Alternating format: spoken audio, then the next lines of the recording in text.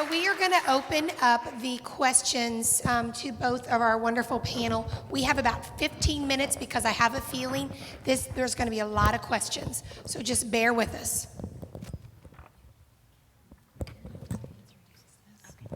Hi. I have a question for either one of you. My son is going into middle school. We do have an IEP in place.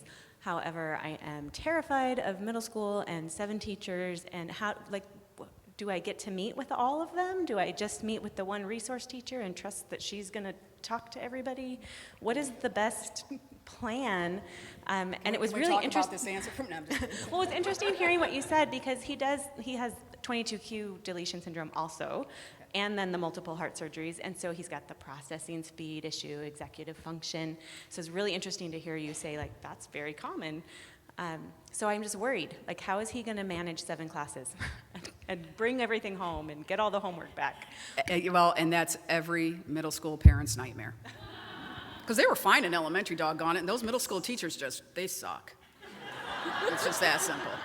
So first way to handle it is you contact the school, ask when the teachers are returning. Typically the teachers return 4 to 5 days prior to the start of the first day of school. Get with whomever the guidance counselor is going to be for your son, whether they do it by gender, by grade, however they split it up. Talk to that, set up a time to go in and talk to that guidance counselor and tell them that you feel very strongly that you would like to meet with them, with all of his teachers prior to the first day of school. They should be very receptive. When you get a parent that's proactive, you embrace that. We have too many that we can't get to come into school. And the other thing, set your son up for success. You designate a color for every class of a folder, okay? Every class has a specific color, left side's for incoming, right side's for going back, and then check his folder the first week to make sure the going back isn't getting too full because he forgot to put it in the basket, okay? But set him up for success in those kind of ways. Sometimes just having a child that's middle school age is scary for parents. In larger counties, or in some counties, there's a coordinator for exceptional education in each of the schools, or especially each of the middle schools or high schools, and that might be a good starting place also to communicate with that person and review your child's IEP, but also to request that meeting. Definitely having a meeting. I usually recommend maybe the second week or the third week of school so that teachers have a chance to know the student, but if your child is having particular needs, it may be beneficial to have it during that preschool time. And remember, hormones are great. Hormones rock. Okay, next question. My question is more particularly to the evaluation process. Like last year, we had learned about the neurodevelopmental issues that specifically CHD children are having. The evaluations that are in place, like I know my child is in preschool, the Brigance, and some of those other things, are you seeing that those specific things are going to be able to pull out the specific needs that the CHD children are going to have? Are they possibly different than what the normal spectrum of evaluations are that you're seeing? They're probably somewhat different, and during that early preschool age, it's everything's in flux because students are developing at different levels. And in Orange County, the way it's implemented, I'm not sure if it's done this throughout the rest of the Florida or throughout the United States, is they have, instead of identifying the child in ages 3 through 6 with a learning disability or a physical handicap or speech impaired, they may identify them as having a developmental delay. And the reason they embrace that is it prevents the need for having a specific label such as autism or learning disability or intellectually impaired with children that are so young, and it allows the doors to be open for interventions and then to use that process to see how well your child benefits from those interventions. And at age 6, the child should be reevaluated and then possibly identified, if need be, for a different exceptional ed program or a 504 or to terminate services. Okay, next question. Hi, I have that middle school kid. He's going into 8th grade. How do you handle it? He came home from school last year about 2/3 of the way through 7th grade and said, why is it that all the other kids understand what the teacher's talking about and I don't? And why is it that when he says these kinds of words, they all get it and I don't? And so I checked with his teacher, his resource teacher, and she said, oh, the teachers are supposed to be checking in and making sure he understands. And I said, well, obviously, one, they're not. Two, he's probably saying, oh, I get it, but he's not. So how do you bridge that so that he's not feeling like that kid that doesn't get it when everybody else does? Does your student currently have support services, an IEP or a 504 plan? He is an IEP. I'll tell you, that is classic, and you're right. The teacher's saying, did you get it? Got it. Because they're not going to raise their hand or say they don't get it. One of the better tools that we found for our kids with the auditory processing, obviously he's having a hard time keeping up auditorily, is make sure that they get a copy of the class notes prior to the lesson being taught. And I mean, we've used that as pre-teaching many times. Some teachers are very good, very diligent about having them posted on a portal, but have the copy of the notes and then see your child should not be expected to take notes if he has that big of a deficit. He should be able to receive copies of notes. And if they're doing the notes during the day, a lot of schools are using smart boards. You can print that straight off. Okay, those go straight over to a printer. Also using NCR paper, no carbon required papers, and having one or two students take notes on that paper and rip off a copy to give to him. But you don't want them to be a passive learner. You want them to be an active learner. So oftentimes, if you can get the stuff ahead of time in an outline format, and then he can fill in pieces, but he has to keep up, that's going to help in the success rate. Because right now, he's getting further and further behind because he's getting frustrated and he's not going to say anything. Copies of notes, easiest way to handle it. And that's a very good suggestion. But as a parent, at any time, if you feel like your child's needs are not being met by the teachers or the school system, you have the right to request either a reevaluation or a meeting to review how your student's progress is, how he's doing within that program that they've already set up. And then you have the right, even without an evaluation, to have the program revised and have additional services provided if needed. And those services are available all the way through college, and that would be no longer the IEP at the college level, but a Section 504, and some of the colleges are very good in providing those support services. Next question. At our district, my son, he has an IEP, and they started it right from preschool, 504 and IEP. This year, because he just recently had open heart surgery, and he's always been in general ed, this year the bus company doesn't feel comfortable with him riding the bus, saying that it's a liability.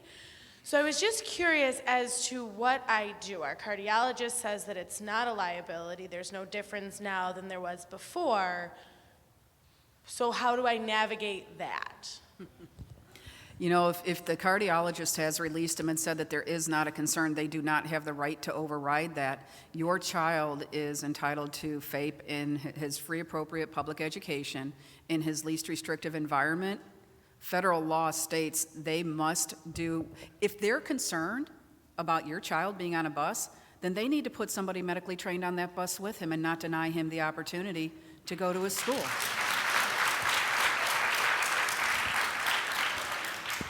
When the cardiologist releases him and says he's fine and the school system wants to freak out because they're not paying attention, they can pay for it. We do it all the time. We do it all the time. I have medically trained people on buses all over it, and our district is larger than the state of Rhode Island in miles. So we're busing kids all over the place, safely. Next question. My daughter's just getting ready to start school, and so far she doesn't evidence any developmental delays, but we have beaucoup doctor's appointments all the time, which means she is really quickly going to run up against the absentee requirements where then they say, well, you didn't successfully, complete enough days in school. Is a 504 what you would use to sort of override that and say she doesn't have to abide by the, you get 6 days or whatever?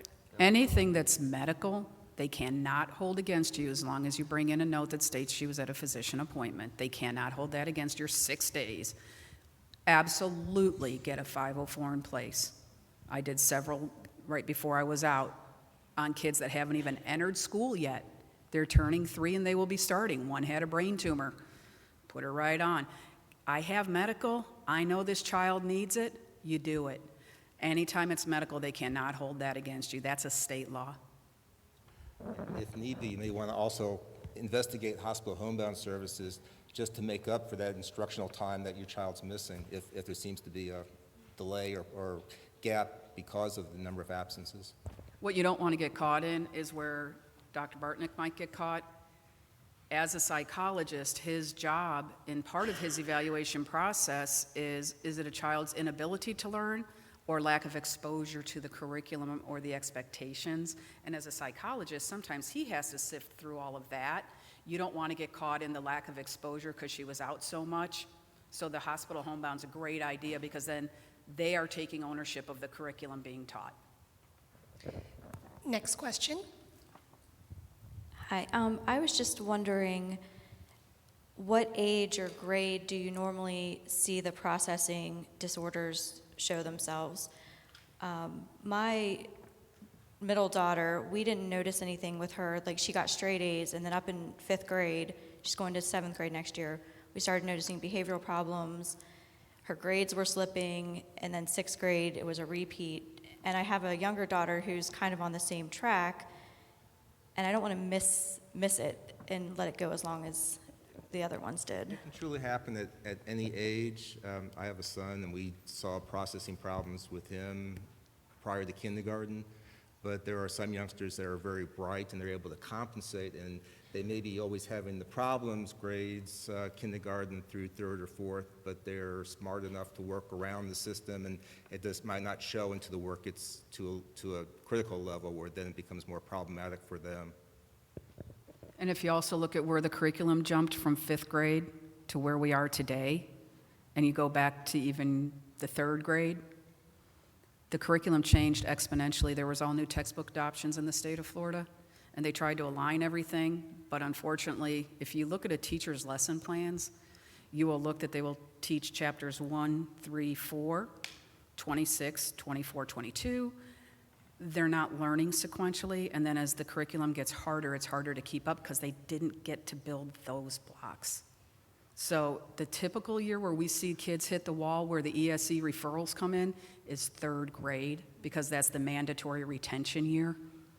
And the curriculum steps up so high. That's why when your kids are going into 3rd grade, you sit down with the teacher and you sit down with the guidance counselor and say, I want you to start my child's portfolio now, so that when it gets to the end of 3rd grade and your child can't pass the end of course exam, you've got the portfolio that shows it's not that stupid exam. My kid can do the work, here it is. That portfolio is huge. Don't let it all be based on one test. And as a parent, you have the right to request an evaluation or intervention services for your child. And sometimes if the school system doesn't seem to be motivated to do that, if you put that request in writing, then there's some legal obligations on their part, at least according to federal law, to follow through with an evaluation. Yep, everything in writing. Next question. I'm one of those moms that most school systems hate, because I go in there and I'm like, okay, and you're going to do this and this and that, and they're like, not so much. Anyways, my question is, my son is 6. He is going into kindergarten. We held him back a year. He has Down syndrome and a heart defect. So I think we have a little bit of twofold going on there with the anesthesia and the Down syndrome anyways. Concepts, I'm teaching concepts at home. I pre-teach, and I've asked them for adaptive assignments and things going into kindergarten. The idea that he understands the concepts, in my, like, they're telling me that, well, he has to be able to do this versus understanding the concept. So, like, well, he needs to be able to write his letters. I'm like, but he knows the letters, he can't write them, but he knows them. Well, he has to write them. So they're not wanting to put him into the mainstream classroom.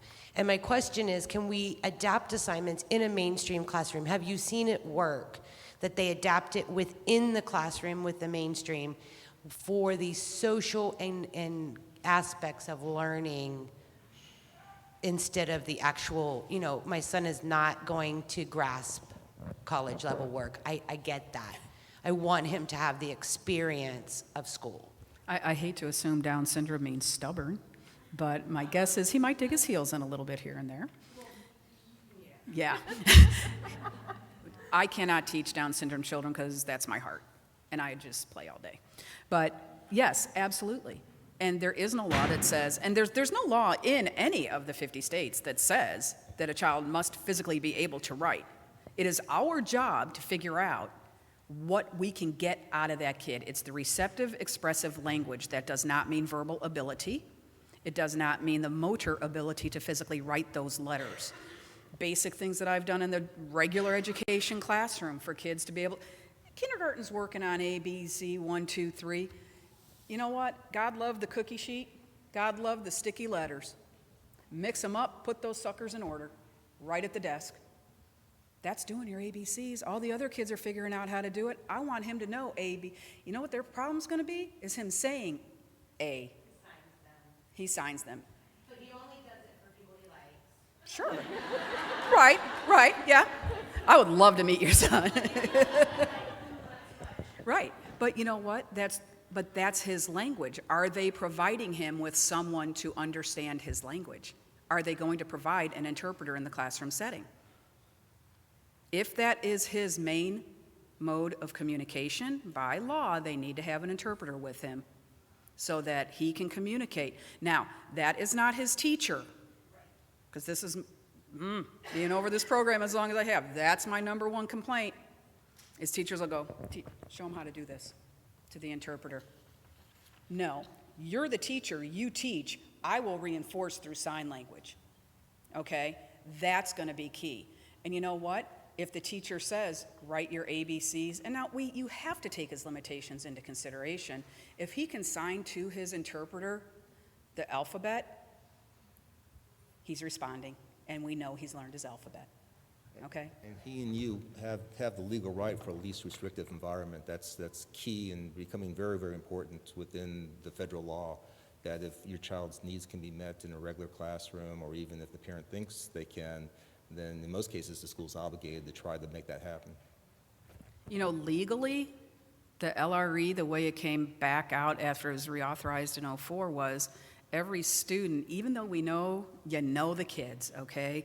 Whether they're a traumatic brain injury type of kid or cerebral palsy kid, a kid that's in a wheelchair, that's nonverbal, that whatever the case may be. Did you know that legally they're supposed to start in a regular education setting, and we are supposed to have documentation to show that they cannot do it to start backing them down to a more restrictive? That doesn't happen, does it? No. Last question. Hello. My son is 2.5. He's been getting PT, OT, and speech. He's been getting PT since he was 6 months. Got OT for about a year, just restarted getting OT and now getting speech. He's going to be getting evaluated for special ed. My question is, I'm leaning towards sending him to some kind of program in the fall when he turns 3. My hubby's against it, thinks he's too young. And I feel that him being in a classroom will help him learn. How can I guess, convince my husband, or is there a way that I could show him that kids do learn better in a classroom versus just being at home? Have you left your husband home with him for a week by himself? No, this is the first time I've ever been gone. That might work. You know, don't put it as though I want him in school. Turn the table and tell your husband, why do you want to deny him the chance to be with his friends? Don't deny him the chance to be with his friends, because you know what? He's going to pick up 10 times as much being in school with his peers than he could at home with you guys any day of the week. Kids want to do what other kids are doing. So tell your husband, we can't deny him this. That's selfish on our part. It's our job to make sure he is treated just as any other kid. And you know what? Don't deny the school system the opportunity to get to know him as young as possible and do as much as possible. You have to realize the intent of exceptional student education is to provide services, hopefully for that child to be dismissed and not need them anymore. That's the goal. And I know that's like that goal out there somewhere, but that truly is the goal. And with a 504 plan as well, with accommodations to teach them how to, number one, most difficult, all you middle school parents, self-advocating. Elementary kids will go, I don't get it. Middle school kids go, got it, good. Good, got it. They don't even know what you're talking about. Okay? So the documents are intended to be a great way for the kids to get intensive what they need, but to not need it anymore. Also, research really does show that early interventions make a tremendous difference for children's cognitive, academic, social development. And as a parent, you have the right to ask for an evaluation for a 3-year-old or 2.5-year-old, and the school system can propose a program, but then you have the right again to accept or reject that program, so at least investigate. And you know, every district, again, I know not everybody's from Florida, but in this, and I researched it in Georgia as well. We have Fiddlers, FDLRS, Florida Diagnostic and Learning Resource Services. Fiddlers, for a majority of the counties, about 3/4, they are the people that actually have embraced the early intervention, the 3 to 5s, and they do the evaluation process. And you can contact your local Fiddler Center. If you put FDLRS Florida in your browser, you'll get a map of all the different regions, and you'll click on where you live, and it'll give you all the contact information. All you have to do is call them. They will send you registration paperwork and contact you to bring your child in for an evaluation. I think that varies from location to location. In some school districts, the school district is Right. responsible for that. Yeah, like I said, it's about 3/4 do Fiddlers. The others are district-based.